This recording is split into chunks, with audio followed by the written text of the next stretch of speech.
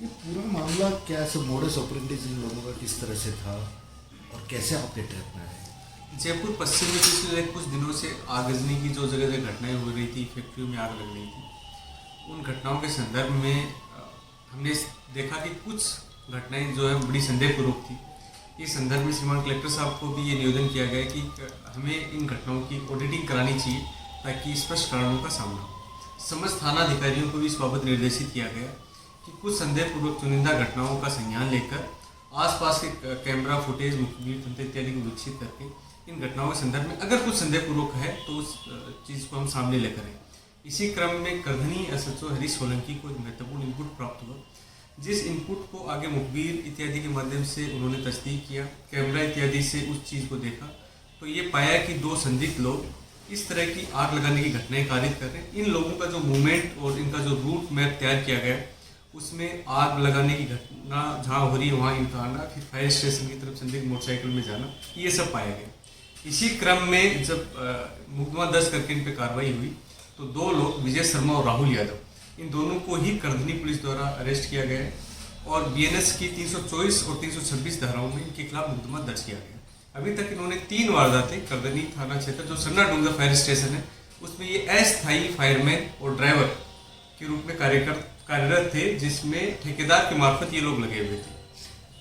Diesel चोरी का इनका पूरा था तो कौन इनसे खरीदता था? क्या ये काफी वक्त से इस तरह के अंजाम मिलते या 3 ही मामले थे सर? और इन पास ये आइडिया कहाँ से आया सबसे? ये अभी तक जो आरंभिक अनुसंधान के क्रम में जो पूछताछ में तथ्य सामने आया उसमें ये आया कि जैसे ही अगर इतला प्राप्त होती है तो इतला प्राप्त करने के क्रम में मौके पे पहुंचते हैं।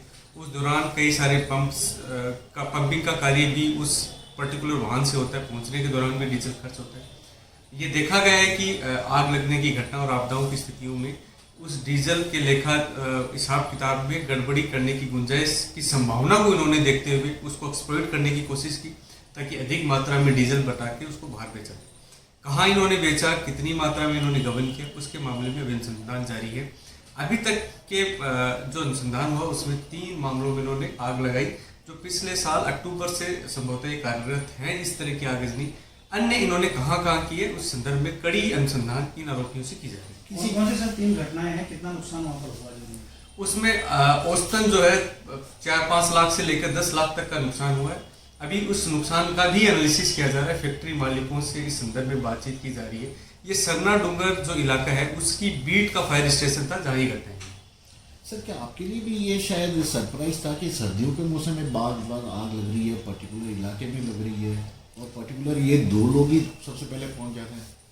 ये निश्चित रूप पर संदेहपूर्वक घटना थी। इसी क्रम में हमने जो ऑडिटिंग कराने का भी सोचा कि हम ऑडिटिंग करें और जितने भी रेजिडेंशियल यूनिट्स या खासकर अगर कहीं इंडस्ट्रियल यूनिट्स में आग लग रही है तो जितने भी उनके मालिक हैं उनसे भी हमारी अपील है कि अपने आसपास के कैमरा चेक करें और देखें कि कहीं उनके इलाके में भी इस तरह की कोई घटना तो कारित नहीं हुई। संदेहपूर्वक स्थिति में अधिक आग लगने की घटनाओं के मद्देनजर पुलिस द्वारा संज्ञान लिया गया और मजबूत मुखबिर तंत्र विकसित करके करधनी एसएचओ ने निश्चित तौर पे एक ऐसे रैकेट का खुलासा किया है जो भविष्य में अगर भारी गड़बड़ी करता, जिसमें अभी तक जो 3 घटनाओं की जानकारी है ये इसमें कोई जनहानि नहीं हुई, लेकिन जनहानि की हो सकती थी इस संभावना से इनकार नहीं किया जा सकता। जो व्यक्ति इतनी डेयर डेविलनेस के साथ में इस तरह का एडवेंचर कर रहा है जिसमें वो किसी का जीवन खतरे में डाल रहा है, वहाँ लोग सोए हुए हो सकते थे, तो निश्चित तौर पर एसएचओ ने एक मजबूत होमवर्क किया ताकि भविष्य में और इस संदर्भ में हम फायर डिपार्टमेंट से भी समझ सूझने सजा करेंगे ताकि एक एसओपी डिजाइन हो, भविष्य में इस तरह का दुरुपयोग नहीं हो पाए। सर 1 मिनट रुकना ना।